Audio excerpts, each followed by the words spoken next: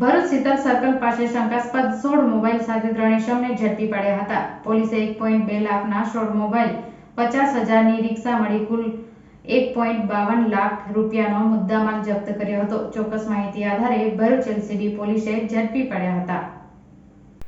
Bharuch LCB police inspector M P વાળાના માર્ગદર્શન હેઠળ ભરૂચ જિલ્લામાં બનતા મિલકત સંબંધી ગુનાઓ અટકાવવા તથા વણ શોધાયેલા ગુના શોધી કાઢવા ટીમ એક્ટિવ કરી હતી।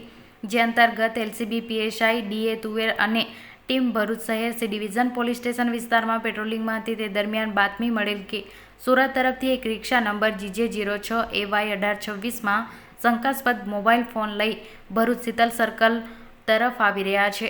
જે મુજબની ચોક્કસ બાતમી આધારે ભરૂચ શહેરના શીતલ સર્કલ ખાતેથી 3 ઈસમો અલગ અલગ કંપનીના મોબાઈલ ફોન નંગ 16 મળી આવ્યા હતા।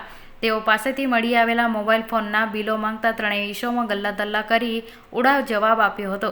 કોઈ સંતોષકારક હકીકત નહીં જણાવી, આધાર પુરાવો કે બિલ રજૂ નહીં કરતા મોબાઈલ ફોન ચોરી, છળકપટ કે કોઈ ગુનાહિત પ્રવૃત્તિઓથી મળ્યા હોવાનું આશંકાએ પોલીસ મોબાઈલ ફોન નંગ 16 કિંમત ₹1,02,000 તથા એક રિક્ષા 50,000 મળી કુલ કિંમત ₹1,52,000નો મુદ્દામાલ જપ્ત કર્યો હતો। તેમજ શાહરૂખ એયુબ ભાઈ મલ્લિક રહેવાસી ભાગલીવાડ ચોરા પાસે જંબુસર, સિદ્દીક ઇકબાલ ગૌરી રહેવાસી ભાગલીવાડ ચોરા પાસે જંબુસર અને અજહરભાઈ કાદરભાઈ મલ્લિક રહેવાસી મગણાંદી ભાગોળની ધરપકડ કરી હતી। તેમજ આ અંગે ભરૂચ સી ડિવિઝન પોલીસ મથકે ફરિયાદ નોંધાવી હતી।